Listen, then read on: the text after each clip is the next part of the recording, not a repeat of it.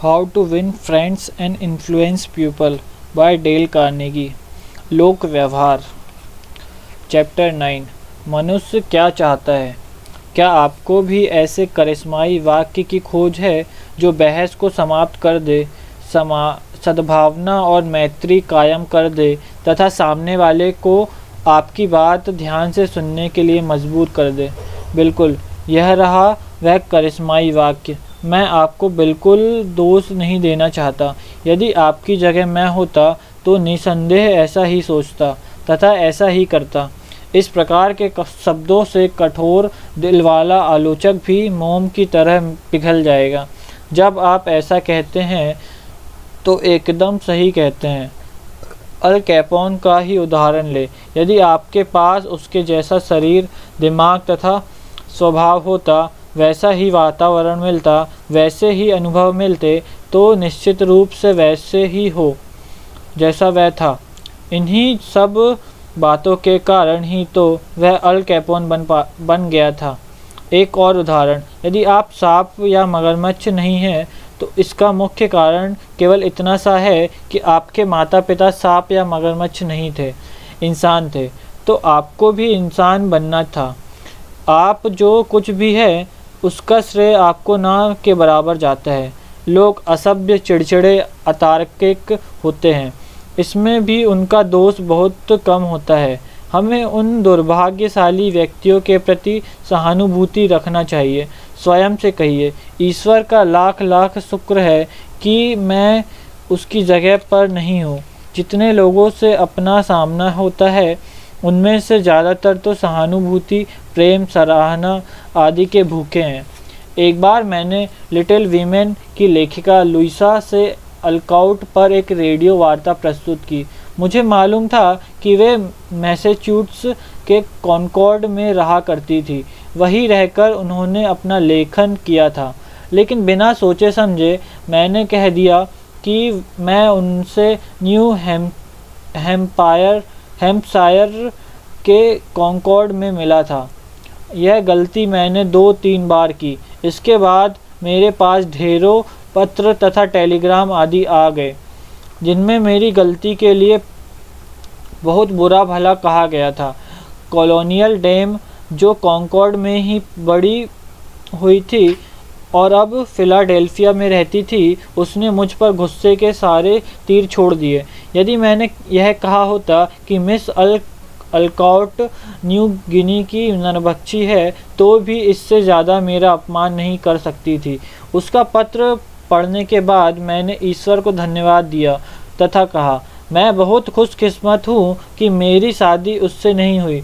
मेरा दिल चाह रहा था कि मैं उसे बता दूँ कि मैंने केवल भूगोल संबंधी भूल की है, लेकिन उसकी भूल मुझसे कहीं ज़्यादा बड़ी थी।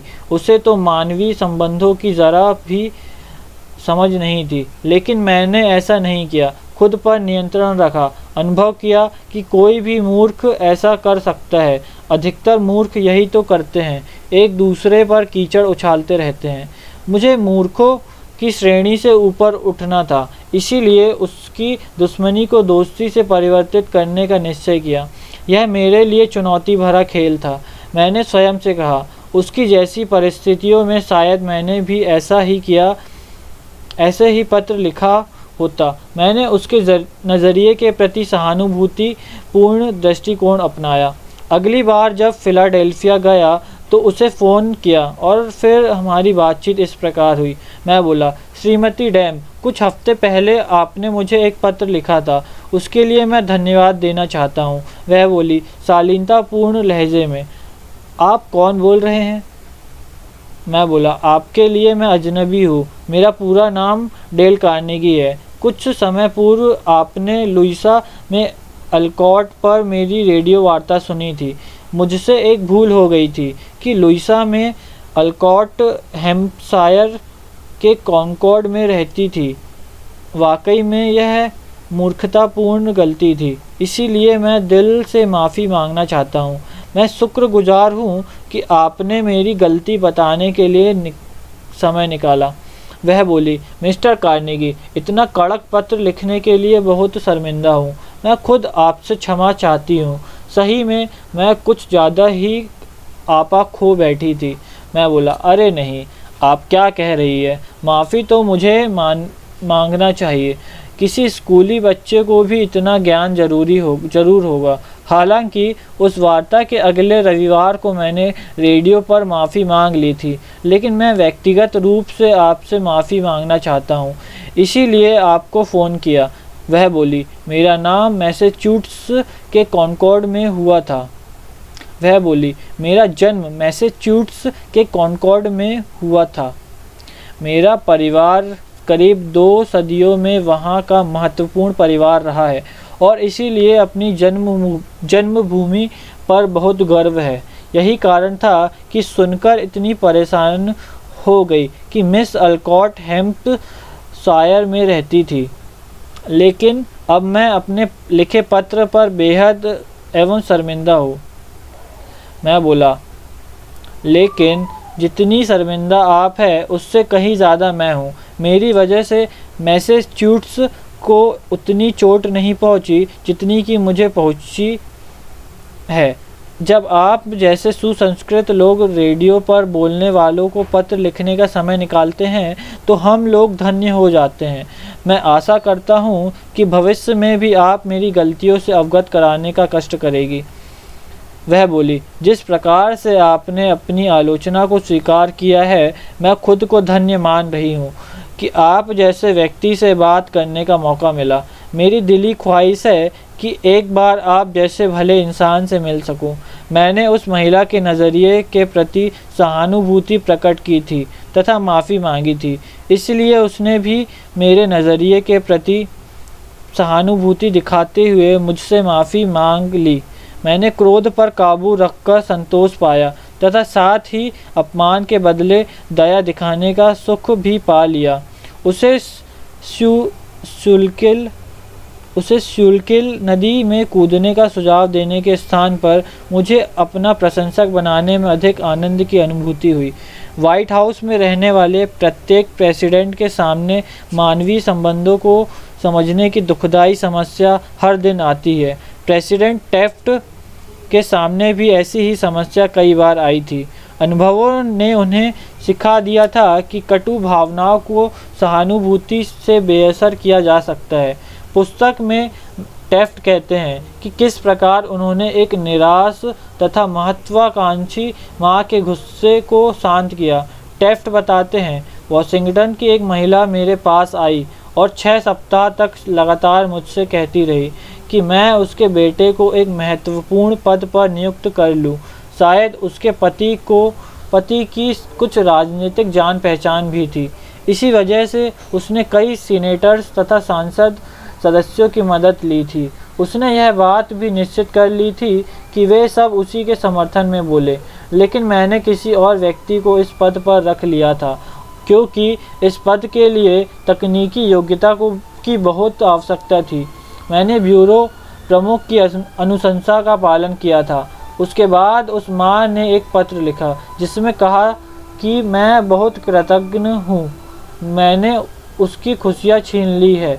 यह भी शिकायत की कि उसने अपने स्टेट डेलीगेशन के साथ मेहनत करके एक प्रशासनिक विधेयक के लिए सारे वोट जुटा लिए थे जिसमें मेरी बहुत दिलचस्पी थी और बदले में मैंने उसे यह पुरस्कार दिया। उसने मुझे बहुत उलाहने दिए। जैसे ही आप इस तरह का कोई पत्र प्राप्त करते हैं तो सबसे पहले आपके मन में यही बात आती है कि आप ऐसे व्यक्ति के साथ कैसा व्यवहार करेंगे जो आपके साथ बदतमीजी से पेश आया हो। तुरंत आप कागज़ कलम लेकर जवाब लिखने बैठ जाते हैं, लेकिन आप समझदार हैं तो उस पत्र को अलमारी में रखकर ताला लगा देते हैं। फिर जब 2-4 दिन बाद आप दोबारा उस पत्र को पढ़ते हैं तब तक सारे गुस्से पर काबू पा चुके होते हैं। समझदार तथा व्यवहार कुशल व्यक्ति ऐसा ही करता है।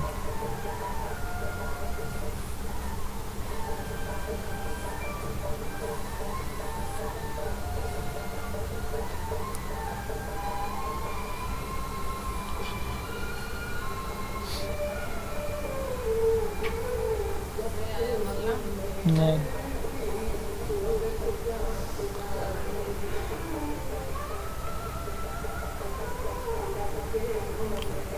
उस महिला का गुस्सा शांत हो गया और उसने एक और पत्र लिखकर मुझसे माफ़ी मांगी।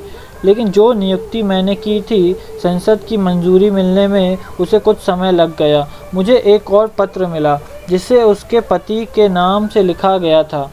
उसकी लिखाई महिला द्वारा लिखे पत्रों जैसी ही थी।